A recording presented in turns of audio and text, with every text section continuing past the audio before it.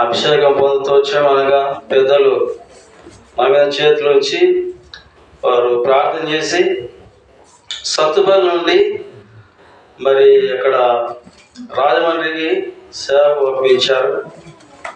అక్కడ మేము సేవలు ఉంటూ వచ్చాం. తర్వాత అక్కడ నుండి ఒక ఆటోలో సామాన్లు వేసుకొని వచ్చి హైదరాబాద్లో పడ్డారు. మా బావ దగ్గర, అంటే సిస్టర్ వాళ్ళ అన్న దగ్గర. అక్కడ నుండి వచ్చి ప్రార్థన చేస్తూ తర్వాత హైదరాబాద్ నుండి ఇక్కడికి రావడం జరిగింది. కట్టుబడులతో వచ్చాం. మా దగ్గర ఏం లేవు, ఒక 30,000 డబ్బులు ఉన్నాయి అంతే, ఇల్లు లేదు అని విడిచిపెట్టాం. అనగా సేవకు పోతున్నాం అని చెప్పి అన్నీ అమ్మేసి ప్రభుకు చేసి వెళ్ళిపోయాం.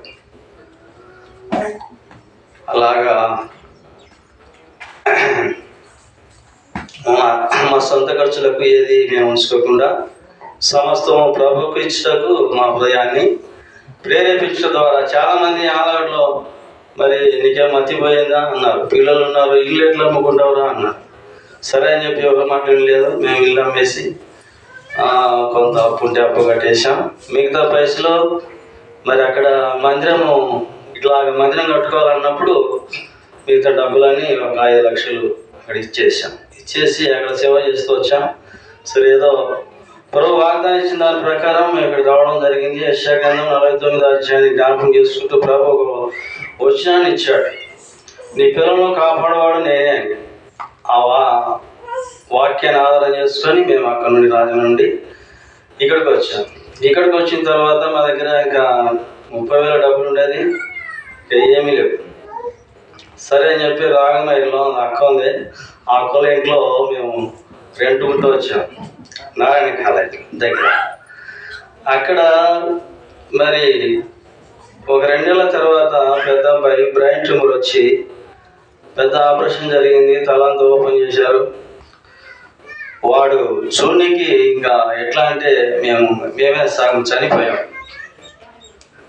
అంతా ఓపెన్ చేశారు, తల, చేయి, కాలు, కళ్ళు పోయినాయి. తర్వాత మళ్ళీ 4 సంవత్సరాలకి మనకి తిరిగి అన్నీ వచ్చాయి. కానీ ఒక 10% అన్నీ ఆగిపోయినాయి. కొద్దిగా పెన్ను పట్టుకొని రాయలేడు. కళ్ళు కూడా మరి అది గుర్రపు ఏదో చూపు అని అది వచ్చేసింది. స్ట్రైట్గా చూడగలడు, లెఫ్ట్ రైట్ చూడలేడు, స్ట్రైట్ చూపే ఉన్నది. మొత్తానికి దేవుడు బ్రతికించాడు వాగ్దానం ప్రకారం. ఈ విధంగా అప్పటి నుండి మేము ఎక్కువగా విశ్వాసంగా ప్రతిదీ దేవుణ్ణి అడుగుతూ వచ్చాం. ప్రతి విషయంలో దేవుని మీద ఆధారపడేది నేర్పించాడు. కనుక మరి పక్షిరాజు తన గూడు దేవుడు చెరిపినట్లుగా, అనగా మరి కొత్త ఈకలు వచ్చి పిల్లలు నేర్చుకున్నట్లుగా దాదాపు 1993లో రక్షింపబడ్డా. 1993లో అప్పటి నుండి దాదాపు ఎన్ని ఊర్లు తిరిగామో నాకు గుర్తులేదు. 2200 ఊర్లో ఎన్నో రాసుకుంటూ వచ్చాను అప్పట్లో డైరీలో. అప్పుడు పిల్లలు పుట్టలేదు, వివాహం కాంతోలకి నేను వ్యాన్ నడుపుతూ, సువార్త వ్యాన్ నడుపుతూ చాలా ఊళ్ళు తిరిగా. అక్కడ నుండి వివాహం అయిన తర్వాత మరి అలాగనే వ్యాన్లోనే సువార్తకి వెళ్ళి చాలా ఊళ్ళు తిరుగుతూ వచ్చాం. ఈ విధంగా దేవుని యొక్క మరి సువార్త ప్రకటిస్తూ మేము ఇలాగా ఇక్కడికి వచ్చిన తర్వాత దేవుని అడుగుతూ వచ్చాడు. నేను ఇక్కడ ఒక దేవునికి ఒక షరతు పెట్టినట్టు అడుగుతూ వచ్చాను, ప్రభా పిల్లల చదువులు అయిపోయాక ఎక్కడికి వెళ్ళాలని. అనగా పిల్లలది ఇంటర్ అయిపోయింది ఇక్కడ నారాయణ కాలేజీలో. తర్వాత సాఫ్ట్వేర్గా అక్కడ కంచిలో చేశాడు, తిరుపతి అనగా తమిళనాడు. ఇంకా నేను ఒకటే ప్రార్థన చేస్తా ఉన్నాను, ప్రభా ఇక్కడ నుండి అబ్బాయి చదువు అయిపోతానే, పిల్లలు చదువు అయిపోతానే మేము ఎక్కడికి వెళ్ళాలి. దాదాపు వచ్చి మేము 9 సంవత్సరాలు అయింది ఇక్కడ, ఇది 10వ సంవత్సరం. నేనల్లా ఇక ఈ ఊర్లో కూడా ఉండబుద్ధి కాదు నాకు. ఎందుకు నాకు ఏ ఊర్లో ఉండబుద్ధి కాదు, ఎందుకు నా మనసు అట్లా. ఆలగడ్డలో ఉండబుద్ధి కాలే, రాజమండ్రిలో ఉండబుద్ధి కాదు, ఎక్కడ ఉండబుద్ధి కాదు. ఇక్కడికి వచ్చాను 9 ఏళ్ళు, ఇక్కడ కూడా ఉండబుద్ధి కాలేదు నాకు. ప్రభుత్వం అడుగుతూ వచ్చాను, ప్రభా నాకు ఇక్కడ కూడా ఉండబుద్ధి కాలేదు, మరి ఎక్కడి వాళ్ళ ప్రభా అన్నప్పుడు దాదాపు 9 సంవత్సరాలు ఇక్కడ మరి ఓరకల్లో వాడబడుతూ వచ్చాను పరిచర్యలో. ఇది 10వ సంవత్సరం. అక్కడి దేవుడి వాగ్దానం ఇచ్చిన దాన్ని బట్టి మందిరం కట్టే బాధ్యత ఇది మాది కాదు ప్రభా, ఇది నా పని కాదే కాదని చాలాసార్లు నేను వెనక్కి తిరుక్కున్నాను. ఇది ఏదో సేవకుల పని, ఇది నాకు అవసరం లేదు, ఇది నా పని కాదని చాలాసార్లు నేను దేవునికి చెప్తూ వచ్చాను. ఎందుకో పడుకుంటే నిద్ర రాదు, ఎప్పుడు ఒక మందిరం అది డయాగ్రామ్ గీసినట్లుగా, పండుకుంటే ఒక కొట్ట ఉన్నట్లుగా ఏవో ఎప్పుడు మందిరం గురించే కలవరించేవాడు, తలంపులు వచ్చేటి. కళ్ళు మూసుకుంటే మందిరం ఫేసే డయాగ్రామ్ అనిపించేది నాకు. చాలాసార్లు నిద్ర ఒక అట్లే ఉంటుంది. ఇక ప్రార్థన చేస్తూ వచ్చాం. మరి ఈ మందిరం కట్టే విషయంలో కూడా ఒక ఊరు వెళ్ళాము. అక్కడ నుంచి పరిచర్య ముగించుకున్నాము. 9 ఏళ్ళు చేసినాము ఓరొకల్లో అన్న దగ్గర వాడబడుతూ వచ్చాం. తర్వాత అన్న వాగ్దానం ఉన్నాయని చెప్పి మేము ఇట్లా ఒంటరిగా పక్కన ఒక ఊరు ఉండేది చౌట్కూరులో. ఇక పెద్ద అబ్బాయి చిన్న అబ్బాయిని పెద్ద అబ్బాయిని తీసుకొని ఇవే ఇన్స్ట్రుమెంట్ అన్ని తీసుకొని పోయి ఎవరు పిలిచలేదు. మేము ఒక చెట్టు కింద ఆరాధన ప్రారంభించాం. అడిగాం, అమ్మ ఇక్కడ కొంచెం ప్రార్థన చేసుకుంటామంటే చేసుకోండి అన్న అన్నాడు. అక్కడ 3 నెలలు చెట్టు కిందనే చేసాం. చెట్టు కింద చేస్తామే వర్షం వచ్చింది. సేమ్ ఇదే నెలలనే వర్షం వస్తే వాళ్ళు ఎవరు పిలుస్తారన్నట్టు వర్షంలోనే కొంచెం తడుస్తుంటే పట్టేసాం. దీనికి పక్కన ఎదురింటి వాళ్ళు అన్న ఇక్కడికి రాండి, త్వరగా రాండి అంటే అన్ని నేర్చుకుని మళ్ళీ ఇంట్లోకి వెళ్ళాం. అక్కడ దాదాపు ఒక 40-50 మంది గ్యాదర్ అయినారు. కానీ అక్కడ ఉన్న పాస్టర్ వాళ్ళని బెదిరించాడు. ఆయన ఈ ఊరికి వస్తే మరి మిమ్మల్ని ఊరు వెలిగేస్తాం, మీకు పెళ్ళిళ్ళుగా. తర్వాత వాళ్ళు వస్తే మరి తాలిబొట్టు కట్టుకునేవారు, పూలు పెట్టుకునేవారు, మెటలు పెట్టుకునేవారు. వాళ్ళ రక్షణ సంఘం వాళ్ళతో చాలా డేంజరు, దూరంగా ఉండాలని చెప్పి వాళ్ళు నేర్పించాడు. 3 నెలల తర్వాత మేము వారం పోతూనే ఉంటాం కారుకి వేసుకుని అన్ని. అక్కడ ఆ సిస్టర్ చెప్పడంతో ఆ ఇంటికాడ కూడా వాళ్ళు పెట్టనీయలేదు. వద్దులేనా మమ్మల్ని ఇట్లా అంటున్నాడు అంటే సరే అని చెప్పి ఎక్కువ రోజులేమ్మా ఎక్కువ వారం అని చెప్పి ఆ రోజు ఆరాధన ముగించుకొని ఆదివారం వచ్చి ప్రార్థన చేస్తూ వచ్చాం. ఇక్కడ ప్రభా ఇక్కడ కూడా నాకు అవకాశం లేదే, ఎటు నాకు ఈ ఊర్లో కూడా ఉండబుద్ధి కాలే, నేను ఏదో ఊరిపోతులే, ఎందుకు నాకు ఇక్కడ ఉండబుద్ధి కాలే అన్నప్పుడు ప్రార్థన చేస్తూ వచ్చాను. అనుకుంటే ఎందుకో ఇది మందిరానికి ఎదురుగానే ఆ లాస్ట్లో రోడ్ అవతలనే ఇప్పుడు ఇల్లు కనపడుతూ ఉంది. మేము రెంట్కుండే ఎప్పుడు ఇక్కడ ఆ కిటికీలో నుంచి చూసేవాడిని. అదంతా ఖాళీగా అందరూ అది ఇంటి స్థలాలు అవన్నీ ఖాళీగా ఉన్నాయి, అవన్నీ ఖాళీగా ఉన్నాయి నా మనసు చెప్తా ఉన్నాయి. సరే ఇక్కడ వచ్చి ప్రార్థన ఎంక్వైరీ చేస్తే మరి అనుకోకుండా బ్రదర్ ఈ స్థలం మరి అమ్మాడు. 1 లక్షలకి 7 లక్షలకి అమ్మితే దాన్ని బట్టి తీసుకోవడం ఎట్లా అంతా ప్రభు కార్యమైంది. అందుకే నా బాప్తిస్మ వాగ్దానము మరి 1 సమూయేలు గ్రంథము 26వ అధ్యాయం 25వ వచనం దావీదా చదవండి. అదొక వచనం చదివి ముగించేస్తాను. 1 సమూయేలు 26వ అధ్యాయం 25వ వచనం. అందుకు సౌలు దావీదా ఆయన నీవు ఆశీర్వాదం పొందుదువు గాక,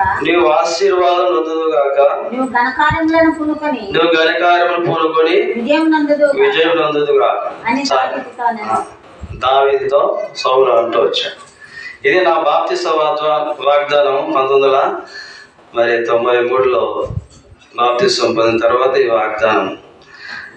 ఘనకార్యములు పూనుకొని విజయం పొందుగాక అంటే ఏ ఘనకార్యం చేస్తావో నేను అనుకుని నాకు పెద్ద ఉద్యోగం వస్తుంది, నేను డిగ్రీ పాస్ అయినాను, నాకు ఏదో ఉద్యోగం వస్తుంది, తర్వాత మరి నేనేదో బంగారు సంపాదించుకుంటాను అని అంటే గాలి మెడలు కట్టుకుంటాను. ఆ ఘనకార్యం పూనుకొని అంటే ఏదో ఒక ఘనమైన కార్యము. తర్వాత నా వెంబడి ఒక మనుషులు ఉంటారు, కొత్తగా రక్షింపబడ్డాను కాబట్టి సరైన పునాది లేదు కాబట్టి అన్ని లోక సంబంధమైన ఆలోచనలు.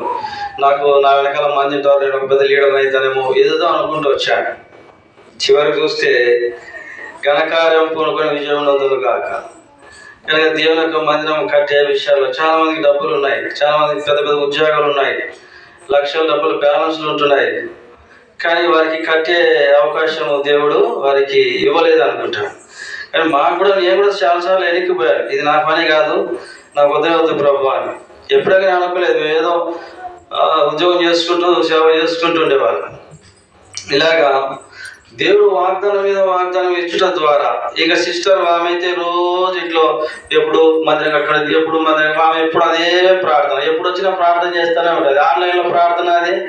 తర్వాత నన్ను విసిగించేది, మందిరం కట్టుకుందాం, మందిరం కట్టుకుందాం. ఏది మందిరం కట్టుకుంటావు ఈ విన్లా అని. అట్లయినాక కొంత కోపగించుకుంటూ వచ్చాడు. చాలాసార్లు నాకు ఇష్టం లేకుండా వచ్చింది. అది మన పని కాదు, చోటు చాలా శ్రమలు ఉంటాయి. సరే కట్టుకున్న తర్వాత ఒకటి గుర్తు చేసినట్టు, ప్రభు ఈ మందిరం కనడానికి ఒక అమ్మాయి కానీ ఒక బిడ్డని కనడానికి దాదాపు 10 నెలలు 10 నెలల 10 నెలల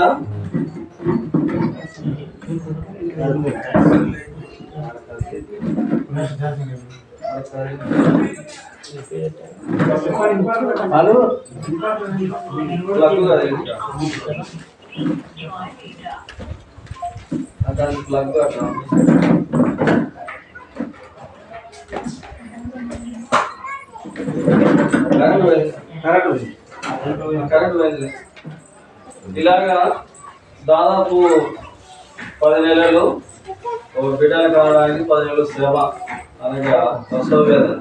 అలాగే మేము వచ్చింది 10వ సంవత్సరం, ఇక్కడ ఇది 10వ సంవత్సరం అనుకుంటూ వచ్చాను. నిజంగా ఈ సంఘానికి అంటూ ఒక ప్రసవ వేదన. అలాగే మేము చాలా దుఃఖము, వేదన, శ్రమ అనుభవించాం. మీకు ఎవరికి తెలియకపోవచ్చు, కానీ ప్రభు మా యొక్క దుఃఖము, వేదన, ఏడుపు, నిట్టూర్పు, రోగాలు అన్నీ చెప్తా పోతే చాలా ఉండేవి. మీరంతా ఏడ్చుకుంటూ కూర్చోవచ్చు. అన్నం కూడా తినబుద్ధి కాబట్టి ఇంటికి వెళ్ళిపోవాలి. ఎట్లా అయితే మేము మత్తయి సువార్త 18వ అధ్యాయం 20వ అధ్యాయాన్ని ఆధారం చేసుకొని ఇద్దరం కూడి అనగా భార్య ఇద్దరం కూర్చొని ప్రార్థన చేస్తాం. ఎక్కడ 2-3 కూడి ప్రార్థన చేస్తే ఆ ప్రార్థన దేవుడు వింటాడనే విశ్వాసంతో 10 సంవత్సరాలు ప్రార్థన చేస్తూ వచ్చాం ఇద్దరం కలిసి. అంటే మందిరం కొరకు కాదు, సేవ కొరకు, పరిచయం కొరకు ప్రార్థన చేస్తూ వచ్చాం. ఈ ప్రార్థన చేయడం ద్వారా వెనకటి జీవితంలో ఈ మధ్య కాలము వెనకటి జీవితంలో నేను గుర్తు చేసుకుంటూ వచ్చాను. వచ్చి 10 సంవత్సరాలు అయింది. ఏమేమి జరిగాయని చూస్తే, ఫస్ట్ పెద్ద కుమారుడు బ్రైన్ ట్యూమర్. అసలు ఇద్దరము సగం చచ్చిపోయిన భూమి గడుచుకుని అయితే హాస్పిటల్లో చేతగాలే వాడిని ముఖం చూసి. పెద్ద కొడుకు ఇంకా ఎంత అంటే అంత భరించలేని బాధ. వాడు అయిపోయిన తర్వాత నా ఉద్యోగం ఊడిపోయింది ఫస్ట్లో. అంటే నేను సేవ వరకుని ఉద్యోగం వదిలిపెట్టి అన్ని అమ్మేసి వెళ్ళిపోయాడు. ఉద్యోగం లేదు ఒకటి, పెద్ద కుమారుడు బ్రైన్ ట్యూమర్ ఒకటి. ఇక బంధువులు లేదు, స్నేహితులు లేదు, ఎవరు లేరు మమ్మల్ని ఆదరించేవాళ్ళు. చాలా కష్టపడ్డాం. రాగమేరులో అక్కడ నారాయణ కాలేజీలో ప్రిన్సిపాల్ని అడిగి డే స్కాలర్స్ కింద ఆ అబ్బాయిని చేర్పించి అక్కడ చిన్న అబ్బాయిని ఆ అక్క ఇంట్లో మేము పాడెక్కుంటూ వచ్చాం. 15 ఇలాగ మేము ఆ ఇంట్లో ఉన్నప్పుడు చాలా ఇబ్బంది పడినాం, చాలా బాధపడి ఏడ్చిన రోజు లేదు. 10 సంవత్సరాలు చాలా ఏడ్చాము, ఎవరు తెలియదు. కానీ మా దుఃఖము, ఏడుపు, శ్రమ దాదాపు 7,000 నాకు జీతం వచ్చేది. చాలా బాధపడ్డాము, చాలా ఏడ్చాము ఇద్దరం. ఎవరు చెప్పము. 4 గోడల మధ్య ఈ 10 సంవత్సరాలు నలిగిపోయాయి. ఏం ప్రభువా మాకు ఎవరు లేరే, ఎవరు మాట్లాడు. మేము ఎవరితో మాట్లాడినంతసేపు మాట్లాడతారు, తర్వాత మాట్లాడరు. మేము ఎంత ప్రేమించాలని ముందు పోతుంటే మమ్మల్ని ప్రేమించుకుంటున్నారు. ఇలా 10 సంవత్సరాలు మేము ఏడుస్తూ వచ్చాము. మేము దగ్గర పోతుంటే వాళ్ళు దూరమే పోతా ఉన్నారు. స్నేహితులు కానీ, బంధువులు కానీ, ఎవరైనా కానీ. ఎందుకు ఇలా జరుగుతుందని ఇద్దరం ఏడ్చేవాళ్ళం. తర్వాత ప్రభు ఈ అద్భుత రీతిగా సంఘ సహవాసాన్ని ఇస్తాడని మాకు అపోస్తల బోధ, సహవాసం, రొట్టె విచ్చట, ప్రార్థన, ఎడతెగ ఈ సహవాసం దేవుడు ఇస్తాడని అనుకోలేదు. అసలు మందిరం కట్టే ఆలోచన లేదు. ఎప్పుడెప్పుడు నేను ఏదో ఫ్రీగా వాకింగ్ చెప్పుకుంటూ ఏదో దేవుడి తిని ఉందామని అట్లా ఫ్రీగా ఉందామని అనుకున్నా. కానీ ప్రార్థన వలన ఈ 10 సంవత్సరాలు చాలా శ్రమ, దుఃఖము, వేదన అనిపించాం. ఒక స్త్రీ ప్రసవ వేదన యొక్క బాధ వారికే తెలుసు. కనుక అటువంటి బాధ, ఏడుపు చాలా ఏడ్చాం. ఇప్పుడు దేవుని యొక్క పిల్లల సహవాసం, అభివృద్ధి. మేము ఈ మందిరం కట్టే విషయంలో, డెడికేషన్ విషయంలో ఇంకోటి విషయం ఏమంటే అందరూ ఎవరి మందిరానికి వాళ్ళు పేరు పెట్టుకుంటారు కట్టేవాళ్ళు. అక్కడ వచ్చే సేవకులు కూడా కొత్తగా మందిరం కడితే వాళ్ళే పేరు తీసుకుంటారు. కానీ మేము ప్రార్థన చేస్తూ వచ్చాము ఇద్దరం, ప్రభా మీరు ఏ పేరు పెట్టినా మేము స్వీకరిస్తాం, మాకు ఇష్టం వచ్చినది ఏదొద్దు, మీరు ఏ పేరు పెట్టినా ఒకటే. అక్కడ వాక్యం చదువుతున్నగా నాకు అర్థమైపోయింది. మోజేస్ గారు అక్కడ వాక్యం 132 కీర్తన ఆ వాక్యం చదువుతాగానే ఎఫ్రాత అని వచ్చాగానే అనుకున్నా, ఎఫ్రాతని మన పేరు ఖచ్చితంగా అనుకున్నా అన్నట్టుగానే అదే పేరే. ఈ పేరు దాదాపు 2019లో ప్రార్థన చేస్తూ వచ్చాను. ఇప్పుడు ఇంట్లో డైరీలో ఇప్పటికీ అలాగనే ఉంది. నేను ప్రతిదీ దేవుడు మాట్లాడితే డైరీ రాసే అలవాటు. నేను ఎక్కడ సేవ చేయాలా ప్రభా, ఏ ఊరికి పోవాలా అన్నప్పుడు ఆ డైరీలో ఇప్పటికీ ఉంది, ఆ రాసి పెట్టాను. ఆ ఊరు మరి ఎఫ్రాత, కొండల గల ప్రాంతము నిఘంటులో చూస్తూ వచ్చాను. కొండల గల ప్రాంతము ఎఫ్రాత, బెత్లెహేమ్ అనబడినది, ఇదంతా రాసి పెట్టాను 2019లో. అప్పుడు నుండి మేము ప్రార్థన చేస్తూ అప్పుడే అనుకున్నాం ఒకవేళ మందిరం కట్టుకుంటే ఏ పేరు పెట్టాలో అనేది కూడా అప్పుడు చూపించాడు. ఓ కొండలు గల ప్రాంతం కదా, ఈ నదికోట కురవడం పోతే ఆత్మకూరడం పోతే ఆ శ్రీశైలం కొండల ప్రాంతమే కదా, నాకెటు ఇల్లు లేదు వాకి లేదని చెప్పి మళ్ళీ పిల్లలను ప్రేరేపించిన సిస్టర్ నందు మనం వెళ్ళి రాజమండ్రికి విజయవాడకి వెళ్ళిపోదాం, ఎందుకో కొండలు గుట్టలు చూపిస్తాడు, అక్కడే కదా శ్రీశైలం కొండలు ఉండేది, ఈ డోర్నాల ఘాటు ఆత్మకూరు ఘాటు ఇవన్నీ చూసినాను కాబట్టి అక్కడికి వెళ్ళిపోదామని అక్కడ కొన్ని రోజులు స్కూటర్ మీద పోయి పరిచయం చేశాము. నాకు తెలియదు, ఇప్పటికీ ఆ పేరు ఉంది. నా మనసులో విశ్వాసంతో ఏమైతే మేము ప్రార్థన చేస్తూ వచ్చామో దేవుడు అదే పేరు ఇచ్చాడు. చాలా సంతోషం అనుకుంటున్నా, చదువుతున్నాగానే నాకు అర్థమైపోయింది ఖచ్చితంగా ఆ పేరే ఉంటుంది. అక్కడ కూర్చున్నాను ఖచ్చితంగా అదే పేరు ఉంటుందని అదే పేరే దేవుని దాసులతో పలికించాడు. నిజంగా ఒకటి ఏమంటే ప్రతిదీ ప్రార్థన మీద ఆధారపడేది నేర్పించాడు, విశ్వాసంతో బ్రతికేది నేర్పించాడు. ఒకవేళ ఆ ఇంట్లో ఉండిటేనే మళ్ళీ ఇంటికి పోయేటోనివే సిస్టర్ అనేది, నువ్వు ఇల్లు ఉండిటే మళ్ళీ ఇంటికి పోయేటోనివే ఆలగడకు అని చెప్పి ఇలా చాలా ఊళ్ళు తిన్నాను. ఆ ఊళ్ళో కూడా ఉండబుద్ధి కాదు, ఏ ఊళ్ళో ఉండబుద్ధి కాదు నాకు. కానీ మొత్తానికి ప్రభు ఇక్కడ ఏర్పాటు చేశాడు నెమ్మది గల స్థలం. ఎప్పుడైతే ఇక్కడ స్థలం అనుకొని దేవుని కొరకు సమర్పించామో, నేను ఒకటే చెప్తున్నాను, దేవుని మహిమార్థమని చెప్తా ఉంటాను.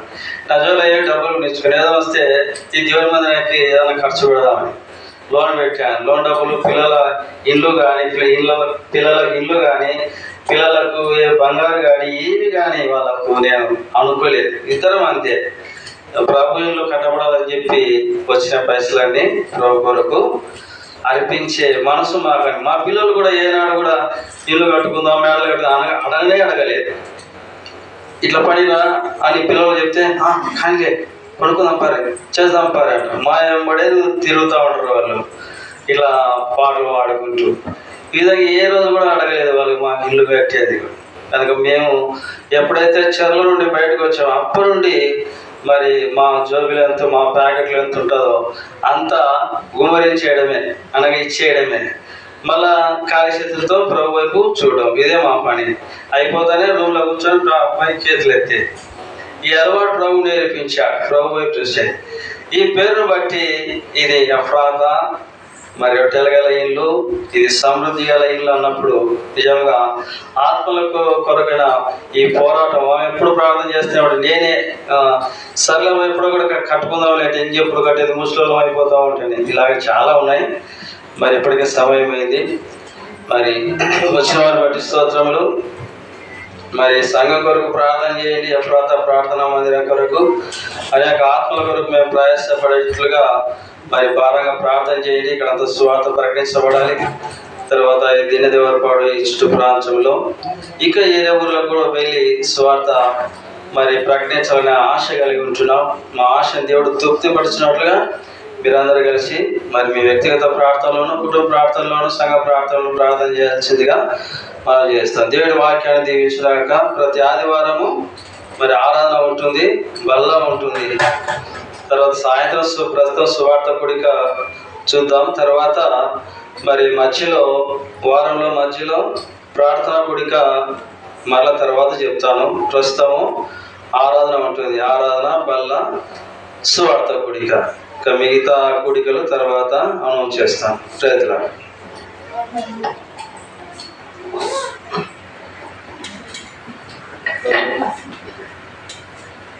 మేమందరానికి వాగ్దానం ఇస్తాము. ఆ వాగ్దానం చేపట్టి మీరు పరిచర్యలో ముందుకు సాగండి. కీర్తనలు 147:14 వచ్చిన 147:14 చదవండి గట్టిగా. నీ సరిహద్దులలో సమాధానం కలుగజేయవాడు ఆయనే, మంచి గోధుమలతో నిన్ను తృప్తిపరచువాడు ఆయనే. కాబట్టి ఎఫ్రాతాకు మ్యాచ్ అవుతుంది చూడండి వాగ్దానం. ఏమంట? సరిహద్దులలో సమాధానము కలుగజేవాడు ఆయనే, మంచి గోధుమలతో సాటిస్ఫాక్షన్. కాబట్టి ఎఫ్రాతా మందిరంలో రాబోయే దినాల్లో ఈ చుట్టూ ప్రాంతాల్లో దైవికమైన సమాధానం, ప్రభువైన యేసుక్రీస్తును గురించిన సమాధానం, వ్యక్తిగతంగా, కుటుంబంగా, సంఘంగా అనేకులకు ఈ సమాధానాన్ని, అనగా సమాధానము అంటే ఈజిప్ట్ యేసు ప్రభు, సమాధానము అంటే యేసు ప్రభు, సమాధానకర్త ఆయన. కాబట్టి ఆ సమాధానం అనగా ప్రభువైన యేసుక్రీస్తు వారిని అనేకులకు చూపించేటువంటి ఎఫ్రాతాగా, తృప్తిపరిచేటువంటి ఎఫ్రాతాగా, తర్వాత ఫలభరితమైనటువంటి అభివృద్ధి చెందేటువంటి ఎఫ్రాతాగా ఈ స్థలాన్ని దేవుడు వాడుకున్నట్లు ప్రార్థన చేస్తాం. చివరి ప్రార్థన చేస్తాం. మళ్ళీ మోకరించండి.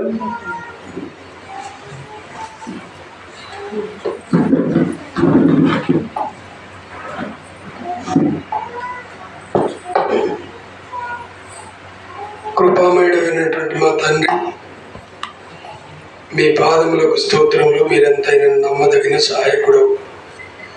మేము అపనమ్మకస్తులము, మీరు నమ్మదగిన దేవుడు. తండ్రి ప్రభా, మా అపనమ్మకత్వాన్ని తీసివేసి ప్రభా మీ యొక్క అపారమైన ప్రేమ చేత 10 సంవత్సరములు సహోదరుడు ప్రభుదాస్ సహోదరి వారితో మీరు మాట్లాడి మీ సంపూర్ణ చిత్తమును బయలుపరచడానికి, బెత్లెహేములో మీకు మహిమ కలగడానికి, ఎఫ్రాతాలో మీ నామము ఘనపరచబడడానికి ప్రభా మా తండ్రి రొట్టెలేలుగా సమృద్ధి కలిగినటువంటి చోటుకు వారిని నడిపించినారు. వారి కొదువులని తీర్చినారు. 126 కీర్తన 5-6 వచనాలలో కన్నీళ్లతో ప్రభా మా తండ్రి పిడికడ విత్తనంలో చేతి పట్టుకొని విత్తువాడు, మా తండ్రి కన్నీళ్లతో విత్తువాడు, పనులు కోసుకొని పంటను మోసుకొని వచ్చుననే మాట కూడా మాతో ఈ దినం మాట్లాడినారు. మీ కృపలన్నిటి కొరకు స్తోత్రములు. మీరు ప్రభా నమ్మదగిన సహాయకుడివై ప్రభా మీ వాగ్దానం ఇచ్చి వాగ్దానం నెరవేర్చే దేవుడు, మమ్మల్ని పిలిచిన దేవుడు నమ్మదగినవాడు. అబ్రహాము యెహోవాను నమ్మెను, అది అతనికి నీతిగా ఎంచబడెను. నీతిమంతుల సంతానము భిక్షమెత్తుకున్నట్టు మీరు చూసే దేవుడు కాదు. సకల సమృద్ధిని కలుగజేయడానికి ప్రభా మోయాబు వెళ్ళి తిరిగి వచ్చినటువంటి రూతుతో ప్రభా మా తండ్రి నయముతో మీరు మాట్లాడుతూ వచ్చినారు. రూతును ప్రభా మీరు బలపరిచినారు. నీవు వేరొక పొలంకు వెళ్ళొద్దు అని చెప్పినారు. తండ్రి మోయాబుకు వెళ్ళి నష్టపోయినారు. తిరిగి బెత్లెహేములో సమృద్ధి కలిగినటువంటి జీవితమును కలిగి లోకరక్షకుడైనటువంటి యేసు క్రీస్తు వారిని లోకానికి చూపించే స్థలముగా మీరు మార్చినారు. కృప కొరకై వందనాలు. ఇది మొదలుకొని మీరు అక్కడ పర్యంతం వరకు ఈ సంఘము సరిహద్దులు విశాలపరచబడి మీ నామమునకు మహిమ కలుగుటకు సహాయం చేయండి.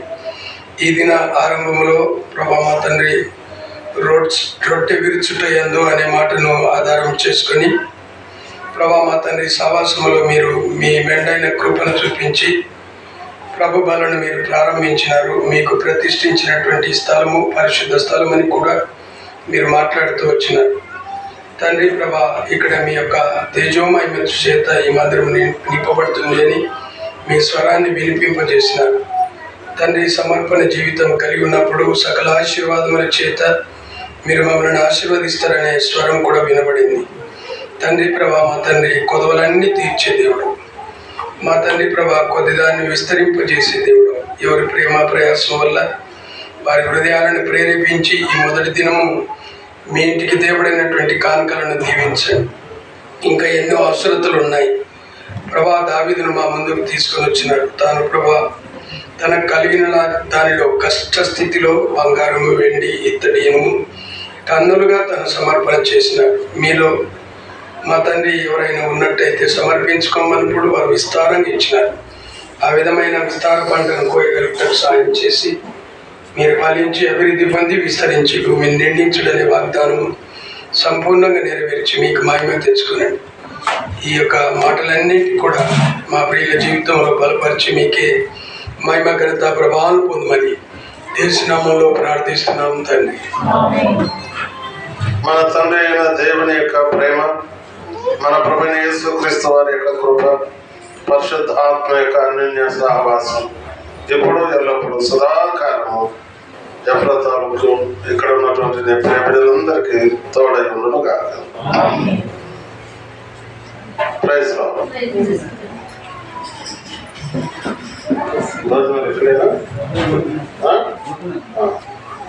ఈ చేపలు తిన్నాను. చేపలు తీసేస్తే ఇక్కడ పడదు.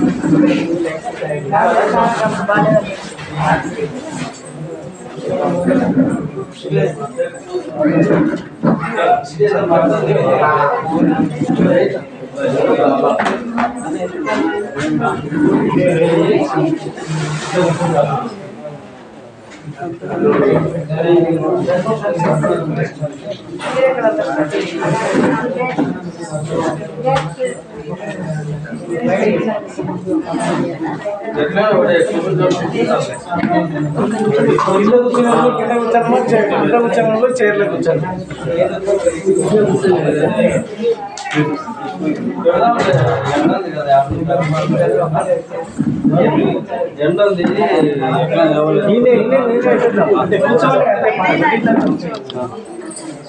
కూర్చోండి అమ్మా, కూర్చోండి.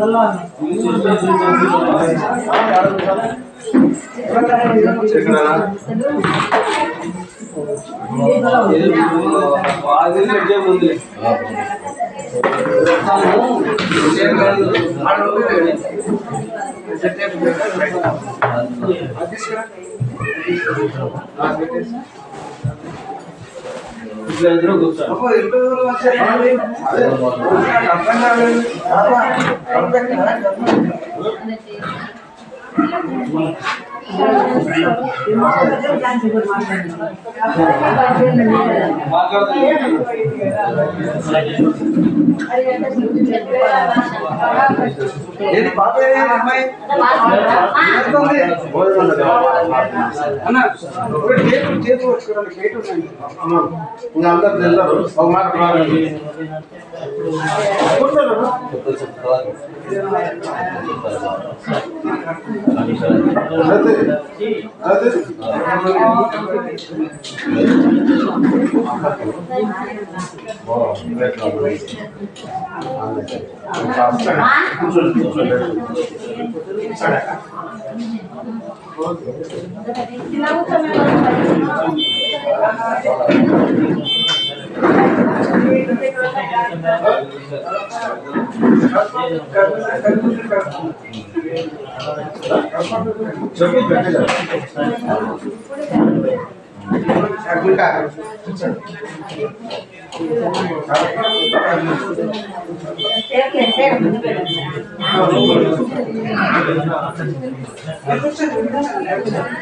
ఏమా ఫోటో తీసినావా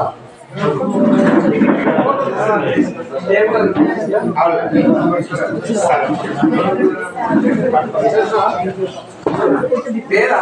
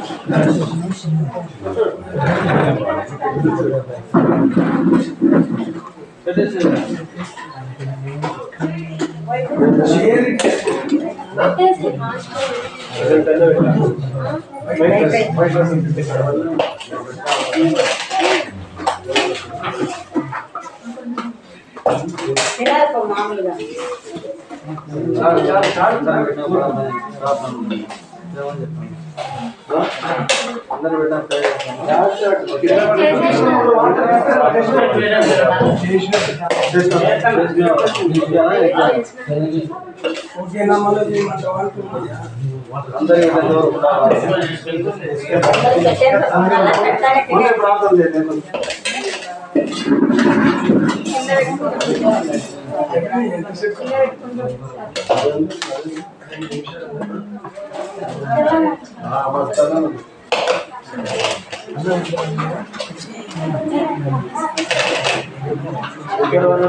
త్వరగా పెట్టండి, కూర్చొని పెట్టండి, గబగబా నడువు వచ్చి పెట్టాలి.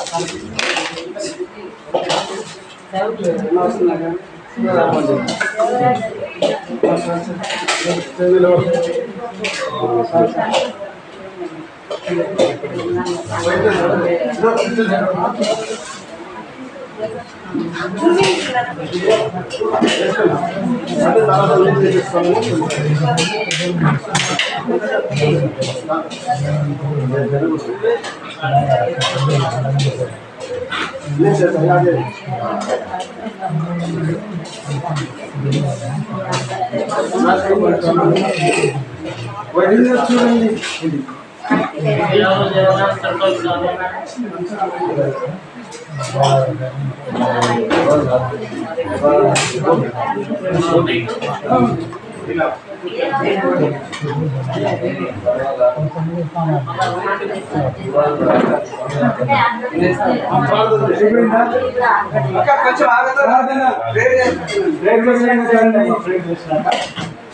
పరిశుద్ధుడా మీ పాదాలకు స్తోత్రం చెల్లిస్తున్నాం. ఆత్మీయ ఆహారం చేత మమ్మల్ని బలపరిచి మా బలహీనతలను జ్ఞాపకం చేసుకొని నేను భయపడకమని మాట ప్రభావ మా తల్లి గ్రంథంలో గురువుతో న్యాయం బట్టి కొన్ని విషయాలను మా వినికిడిలో వినిపింపజేసినారు, మమ్మల్ని బలపరిచినారు. దేవా, తిరిగి మా ప్రాణాత్మ దేవులను ప్రేమించి ఈ యొక్క ఆహారమును మాకు అనుగ్రహించినారు. ఎవరి ప్రేమ ప్రవేశం వల్ల తేబడిందో, ఎవరు వండినారో, వడ్డించినారో, ఎవరు సమర్పించుకున్నారో వారికి ప్రభావినంతల ఆశీర్వాదం దయచేయండి. ఈ యొక్క ఆహారం ద్వారా వచ్చేటువంటి బలము, పునరుద్ధాన శక్తి మేము జీవించిన కాలము మీ సాక్షులుగా సామాన్యులుగా మమ్మల్ని బలపరిచి ఆహారం ఆశీర్వదించమని యేసు నామములో ప్రార్థిస్తున్నాం తండ్రి.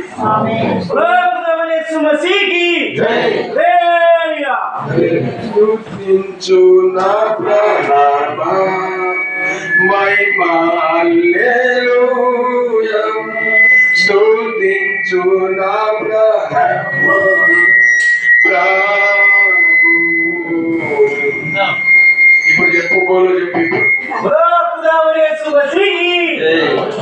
ఎఫ్రాతా ప్రభువైన యేసుక్రీస్తుకే, రాజురాజు ప్రభువైన యేసుక్రీస్తుకే హల్లెలూయా. భోంచేసి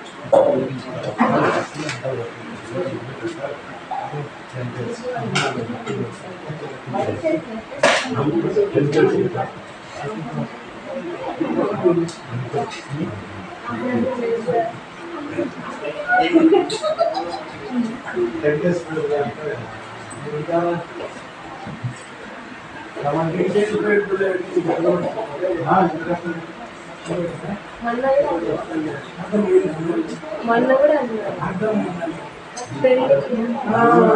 అందుకే నాకు ఇప్పటి వరకు